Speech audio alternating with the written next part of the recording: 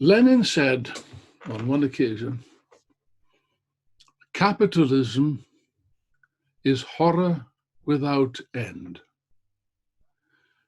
And if you want to see the truth of that statement, just take a look at your television screens every night, every single night.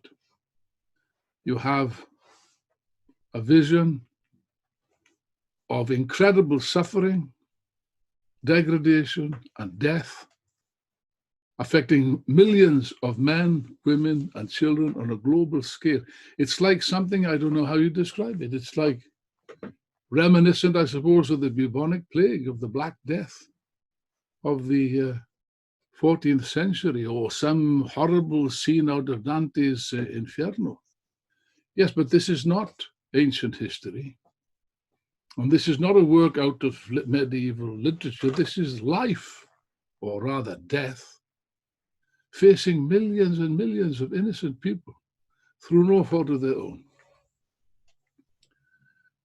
This affects every country, by the way, from the richest, United States of America. I'll deal with that in a moment.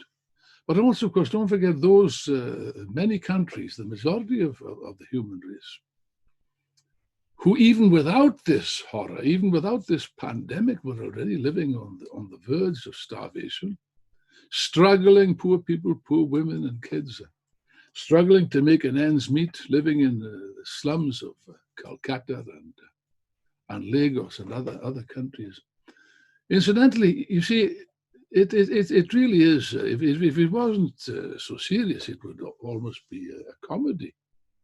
How on earth can you preach to these millions of desperately poor human beings to stand in line to maintain, social distances? I don't know what the hell they call it. They've got this new language which they invent every 2 minutes to cover any new development. Social distancing, self-isolation, wash your hands. Wash your hands, yeah. In a crowded slum in Calcutta where dozens and dozens of people live together in insanitary and terrible conditions of poverty. It's a cruel joke. And to lock these people up, furthermore, which Modi has done, that ghastly reactionary Modi, Boris Johnson's friend, and President Trump's pal, has locked billions of people, in effect, in their homes. How on earth these people are expected to survive, God only knows.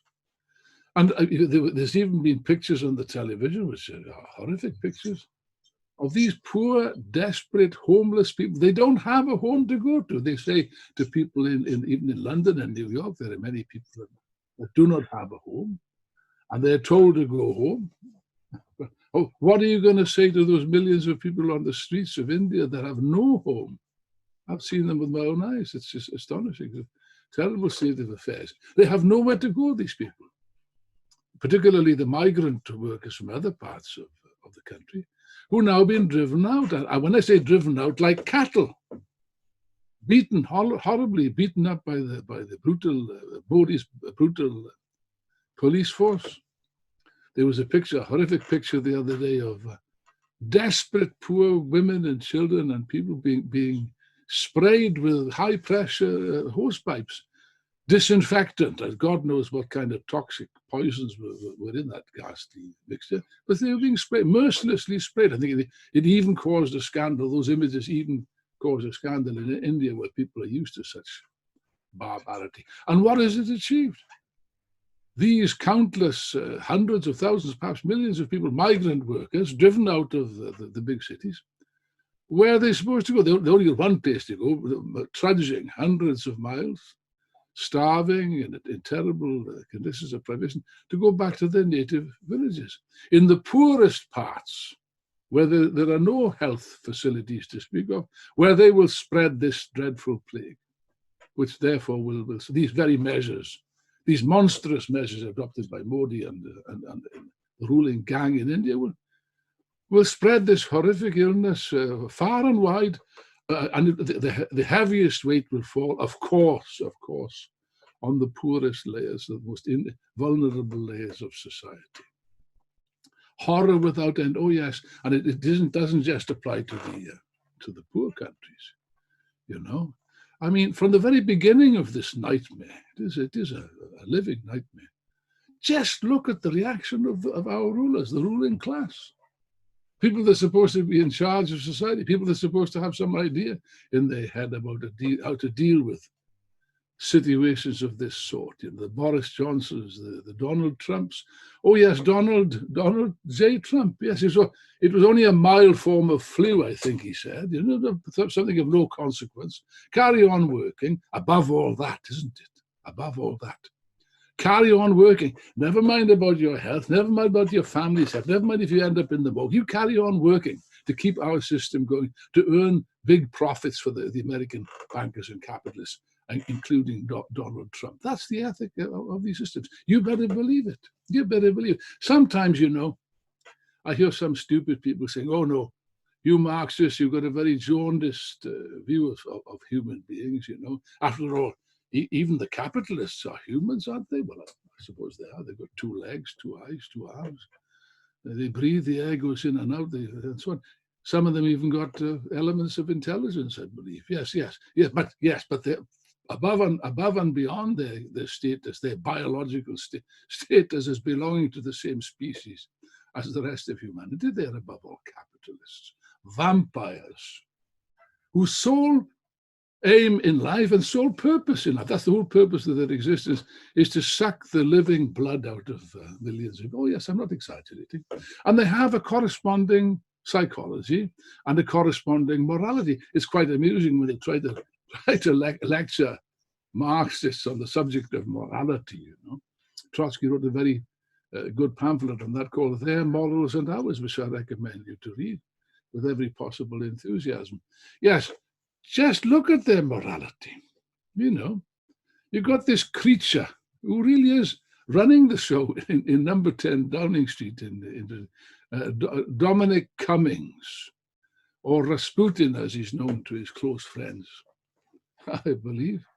Yeah, this gangster who really is inside, this unelected bandit, this crook, this unelected creature who has the ear of Boris Johnson, who hasn't got 2 ounces of brains between his ears, and therefore listens to this kind of nonsense.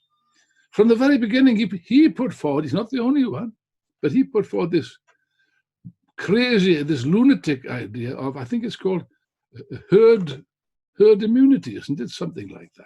Herd immunity. Like treating humans, yeah, that's precisely treating humans like cattle, like herds. You know, it's a bit ironical that Mr. Cummings just got the coronavirus himself. All I can think of was that he belonged to the wrong herd or something. I don't know. But anyway, this was the idea, the so-called theory. And by the way, it's been established. I note the other day, I saw it somewhere, that Cummings himself is a believer in eugenics. You know what that is? That ghastly racist theory, as a matter of fact, which is the basis of the Nazi ideology. Yes, oh yes, social Darwinism and all this. Yes, he's a firm believer in eugenics. This character, who is the kind of person that's reflecting the ideology of the ruling class. Now, this is not an accident, by the way. There's nothing new about this. Don't get me wrong, Mr. Cummings is not an isolated specimen in this respect, far from it. It goes back a long way. Oh, yes. If, like myself, you were admirers of English literature in general, and Charles Dickens' marvelous novels in particular, if you want to know about Victorian England, you read The Conditions of the English Class by Engels, but above all, read the novels of Charles Dickens. Marvelous, the real description of the horrible reality faced by the people. And there's perhaps his most famous work, you must all know this, everybody knows this, famous work called A Christmas Carol. You know, they always put it on TV every Christmas time.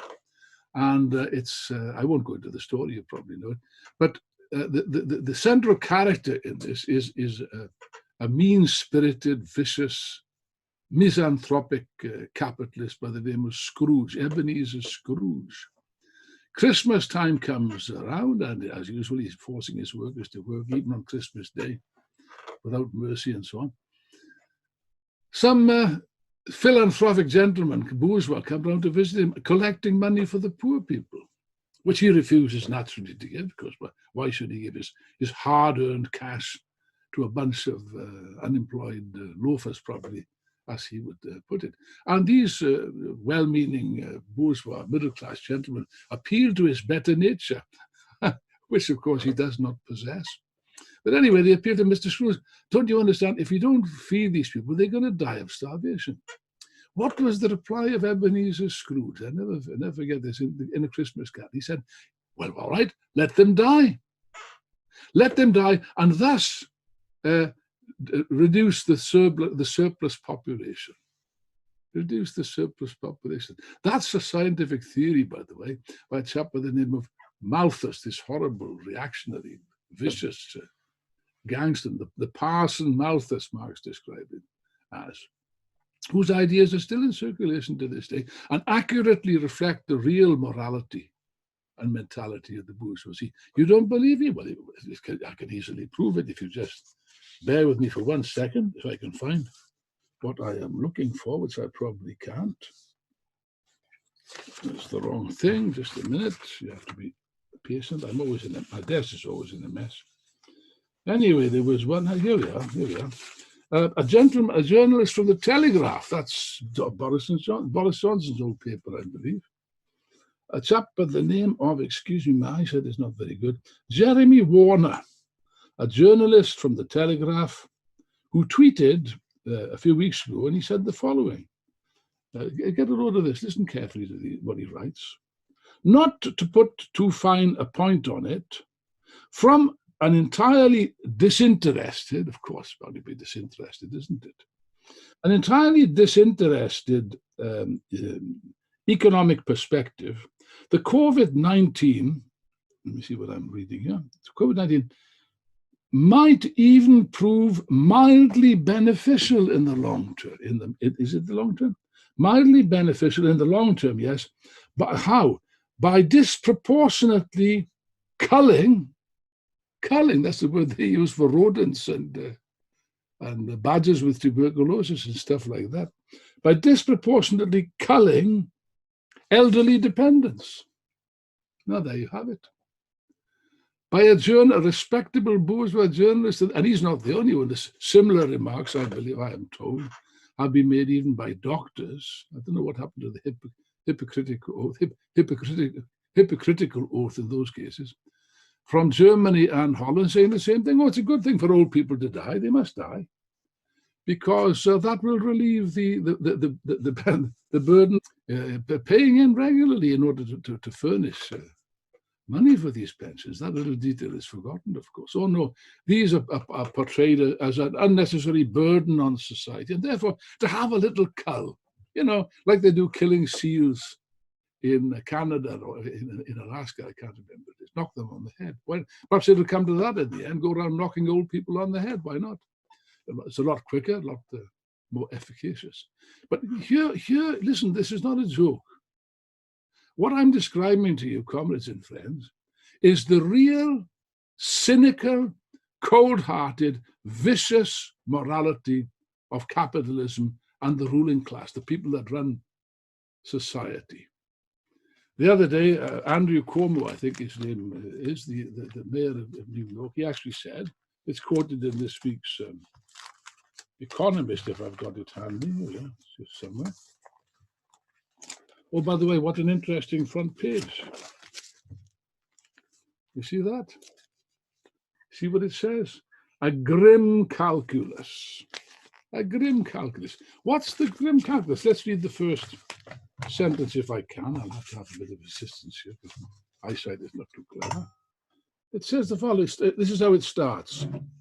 Imagine having two critically ill patients and only one ventilator.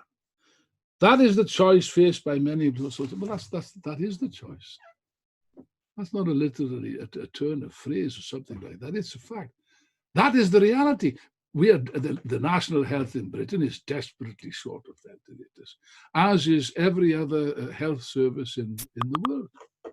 Yeah, desperately so. So already we'll have a position, we are already having a position, which is described here, not where there's 2 desperately ill patients, but probably 102 desperately ill patients, and only 1 ventilator, or better still, no ventilators. And that's a fact.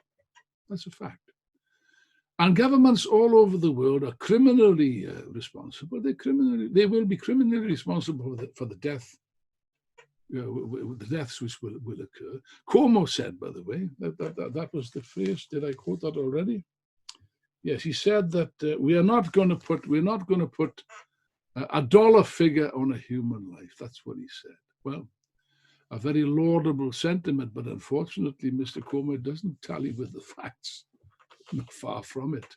You think that one human life is the same as another human life under the system? Don't make me laugh. Of course not. Of course it isn't. And those at the end of the queue, the poorest and most vulnerable sections, the old people and so on, they will die. The decisions will be made. Oh, yes, hard decisions must be taken, they say. They constantly repeat this. Hard decisions.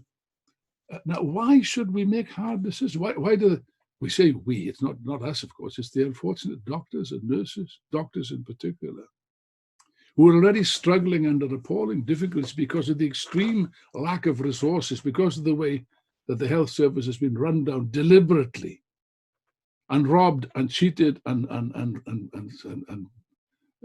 robbed of its resources for the last decade, at least a last decade. No, these poor doctors are the people that don't even have protective clothing. I can't understand this. I mean, I might be a little bit dim in my old age. I don't know, but I don't get it. Do you? I don't get this. It's been at least 1 month, more than a month since this pandemic emerged. They were well aware of this. And even before, by the way, there have been other epidemics in the past, in the recent past. Why is there a shortage of ventilators everywhere? Except maybe China, South Korea. Apparently is also doing quite well, a couple of other countries. But in America, the richest country on earth, in Britain, which is also not a poor country, why is there a shortage of ventilators? Not just ventilators, good God, even elementary things like a pair of gloves, a pair of surgical gloves, or a mask, for goodness sake. How much money does it take to produce a face mask, for God's sake? And how much time does one expend producing something like that? It's a joke. And yet, 1 month later, there's a general cry going up from the doctors and nurses all over the world. In advanced countries, let's not talk about Africa and Asia. That's just too horrible to think about. There, the poor devils have nothing. But in advanced countries like Britain and France and Spain and Italy, and above all the United States, the cry is going up, we don't have protective. I'm talking about the frontline staff now, the doctors and nurses. We don't have elementary protection. The World Health Organization issues clear guidance. You're not supposed to go near a COVID-19 sufferer unless you're protected with a surgical gown which covers your whole body. And yet you see the pictures. If they're lucky, they'll go in with aprons with their bare arms, where germs can accumulate, of course. They've got a bit of a face mask if they're lucky. Their eyes, yes, their eyes are exposed. This virus is very aggressive, and it can penetrate any part of our anatomy, and therefore this is criminal. Now, they're cunningly trying to take advantage of this crisis. They always do, don't they? They always do. The Brits are particularly expert at that, you know. Oh yeah, it's like a war. Trump now is taking up the same Trump that not long ago, a few weeks ago, was saying, "Oh no, it's just like a mild flu. It's okay, it's no problem. Carry on going to work, please, and it'll all be over by Easter." He said, "Yes, like he didn't say what year, Easter of what year. Now he's changed his tune. He's got to, but there you are." Yeah, but I mean, these guys. They now say, "Oh no, it's a national emergency. It's like a war." You heard that one? Yes, it's like a war. We're fighting an invisible enemy. There's nothing worse than an invisible enemy, is there? I mean, that's really some enemy to fight against. Oh, yes. And therefore, what, my friends? Oh, well, you know what? You know what the next line is. Therefore, we must all pull together. Oh, yes. Oh, yes, my friends. We must all, we're all in the same boat. And therefore, we must support each other. There must be national unity, and so on and so forth. In Britain, they're even floating the idea of a national government, God forbid. Anyway, this, of course, is a ploy. It's a disgraceful thing, because to look no further, where in God's name is this protective clothing after 1 month, for Christ's sake, when they've said and they're lying through their teeth? They lie.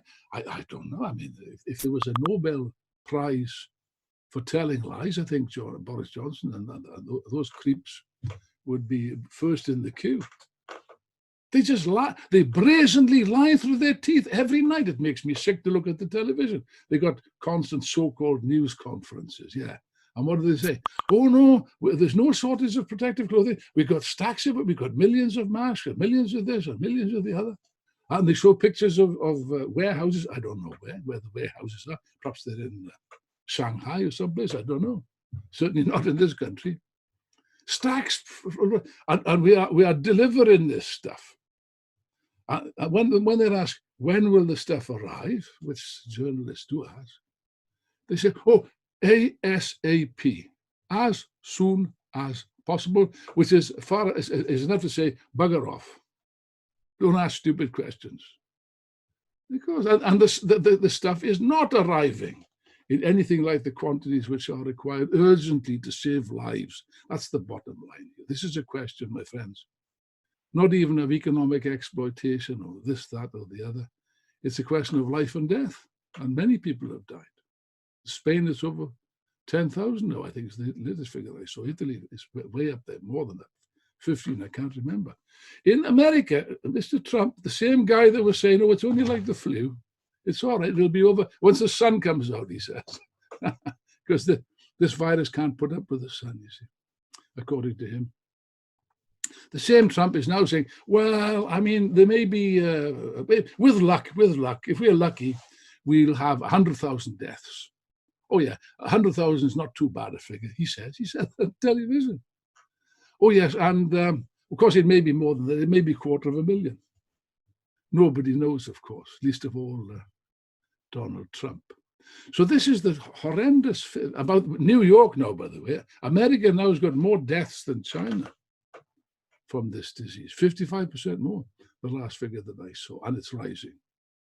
New York is one of the worst epicenters in the world, the richest city on earth, and it's in this nightmare situation. Now, if this is not a signal failure of government and the system that it's based upon, I don't know what it is. I don't know what it is.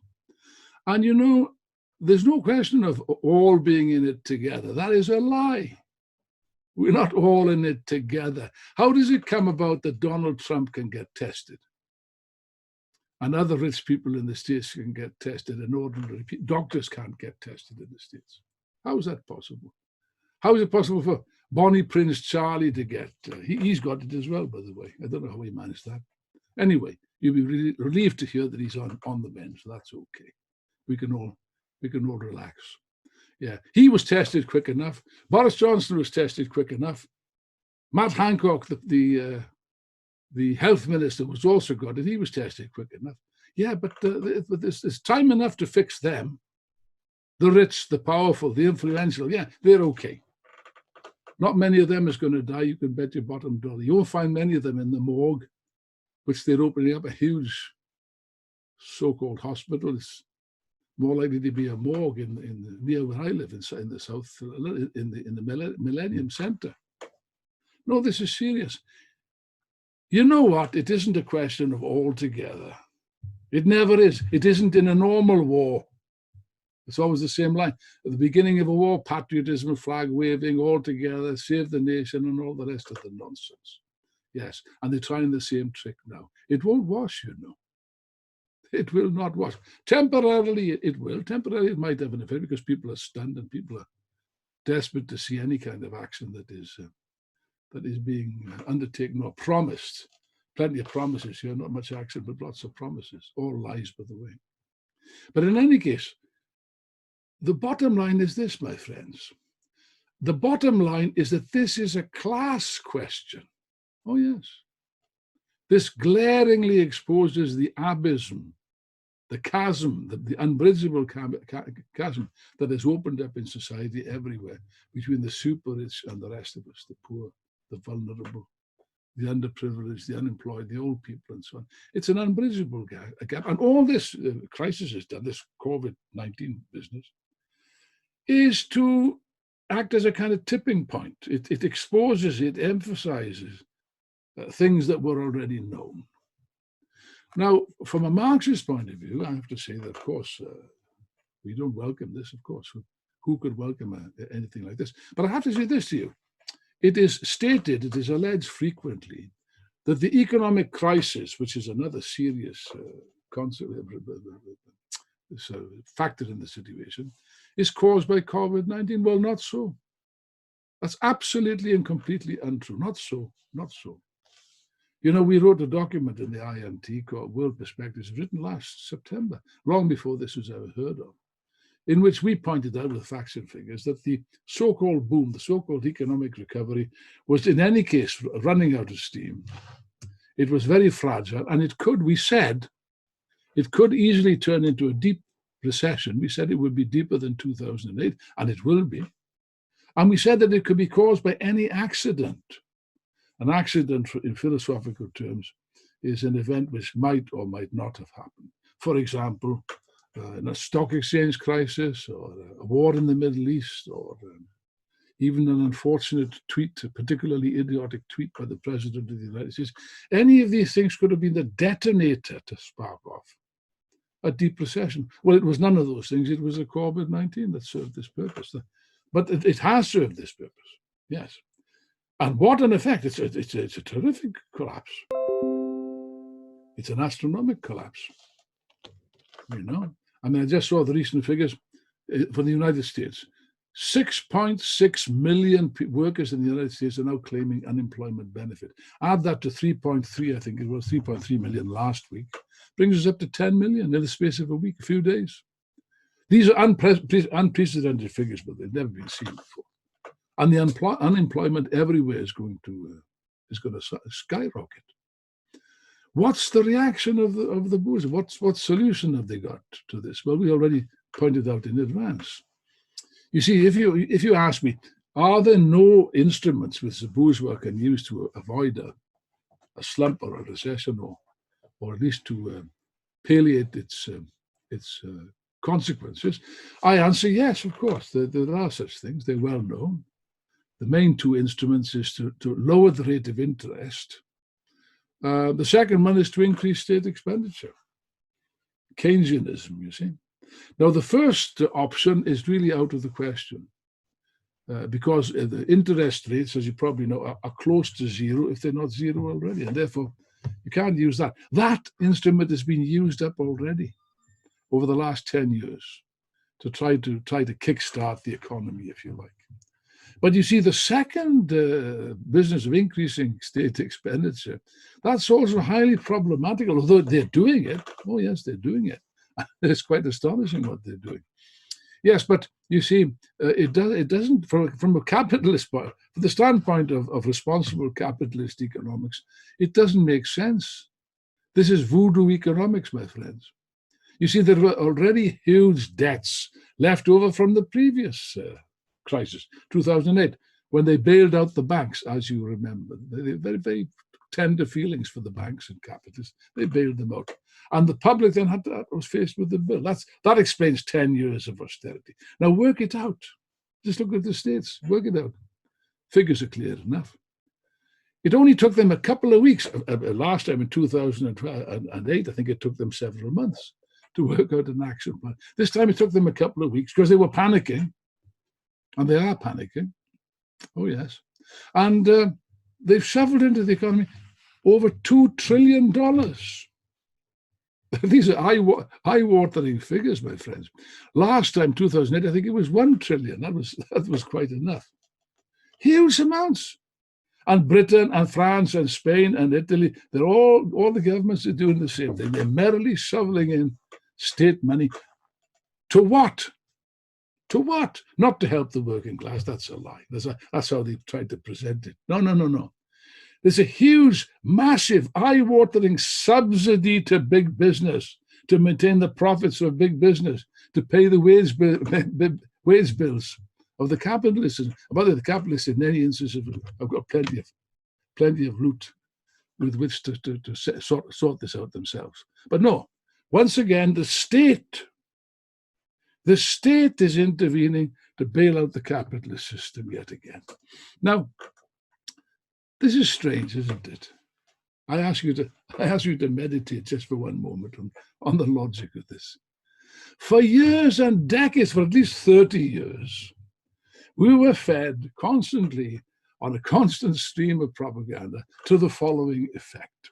With the collapse of the Soviet Union, it shows that state ownership does not work, that socialism does not work, that central planning does not work.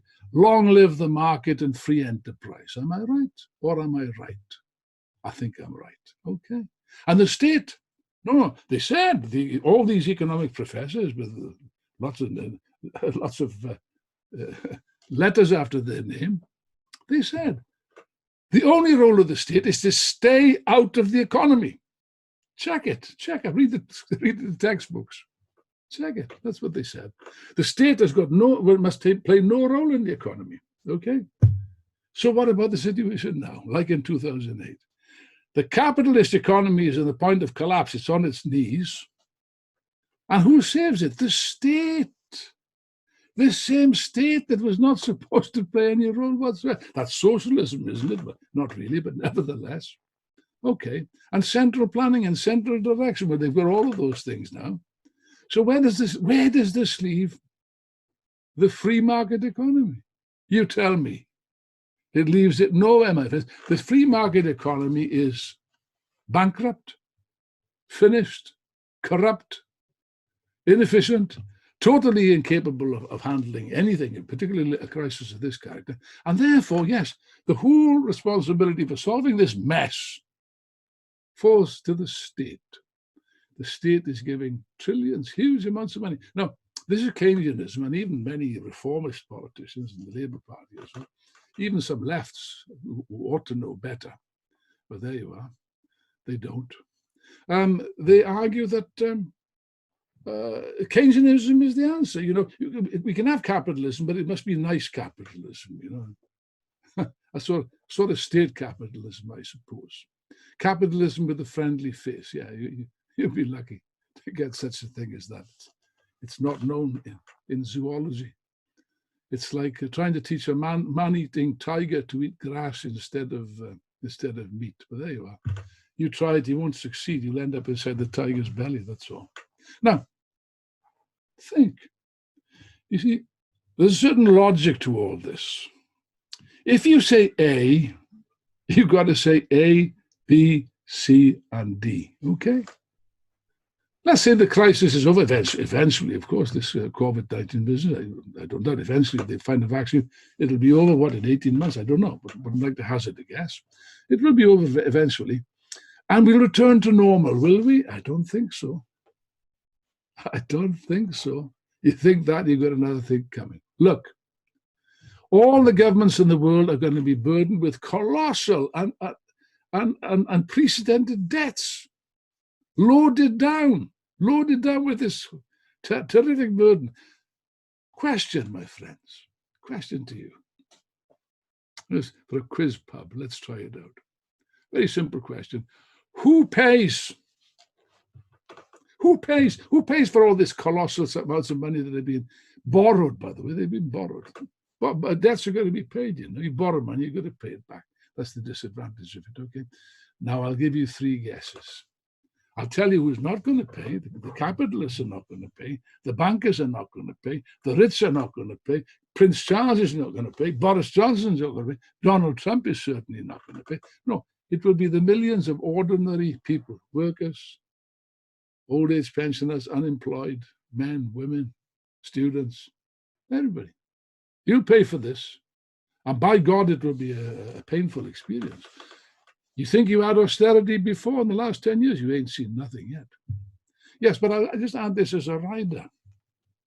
You see, if anyone imagines in their right mind that the British and the American and the French and the Japanese workers are going to accept terrible cuts and attacks on their living standards with their arms folded, I think they got another thing coming.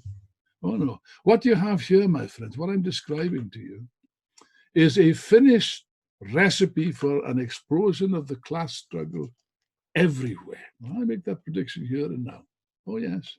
I don't know how long it will take to get out of the present situation. Not very long, I think, because beneath the surface of apparent acceptance, reluctant acquiescence, I would say, there is a seething discontent, anger, frustration, which is seeking a way out. And by God, it will find a way out.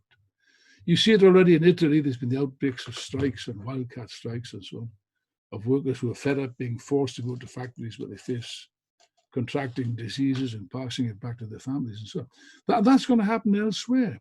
You see, now last night, for instance, 8 o'clock last night, there was a kind of demonstration called by somebody, I don't know who, but of people coming out, we're supposed to be self-isolating and so on, coming out onto the streets and banging pots and pans and clapping in support of who?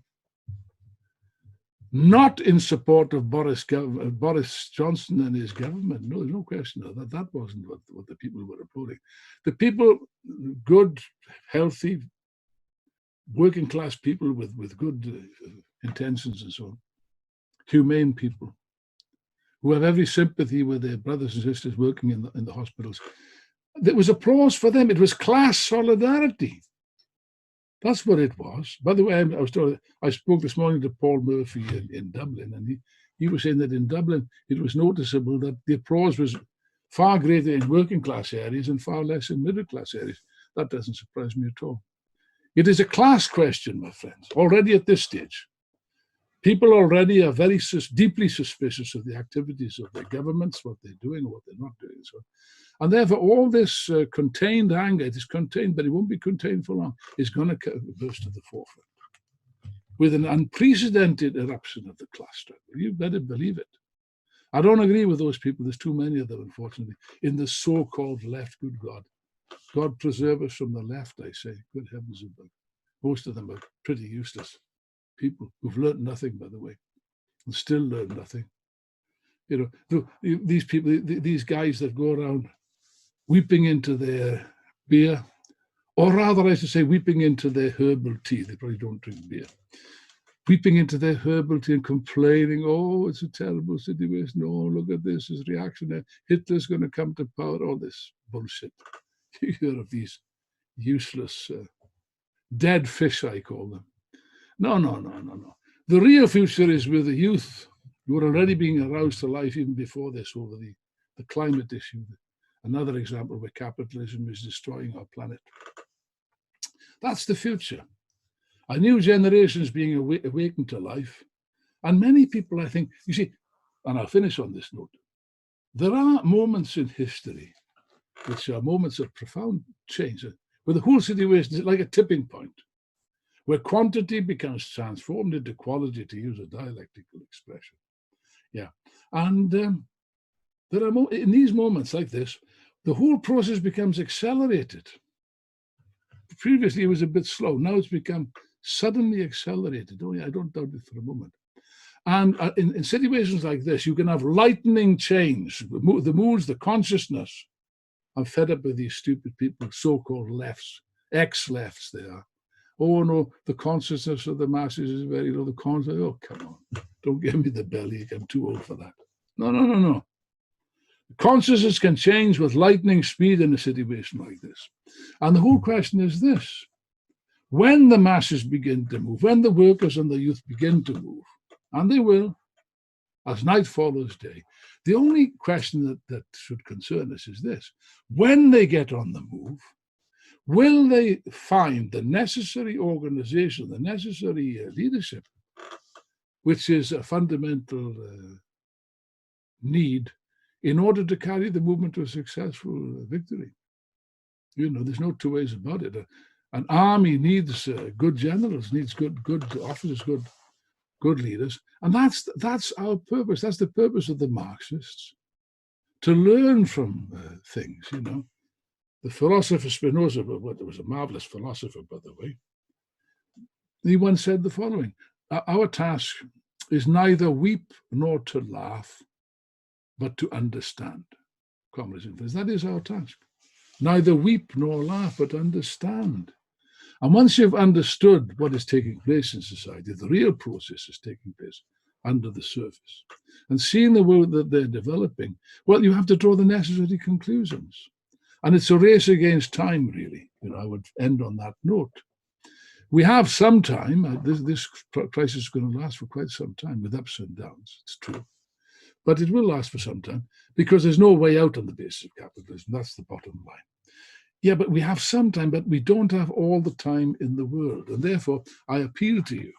I'm appealing to you, brothers and sisters, comrades and friends of the IMT and the periphery and the people that are looking towards our organization. Please help us. Help the Marxists to build the necessary instrument, which is needed, the necessary catalyst, if you like, which is needed to bring this nascent process to fruition. And it depends on you, really. I realize many people will look at this broadcast, they'll be sitting in your homes, perhaps maybe a bit fed up of being in social isolation. Take advantage of the isolation to do some decent reading. You know, read the works of Marx, Engels, Lenin, Trotsky. Read the wonderful material we publish on our website, Marxist.com. And hopefully you'll make up your mind not to be just a passive observer of history, passive observer of this, but an active participant in history, an active agent of history, an active participant in the events as an active and militant revolutionary member of the international Marxist tendency.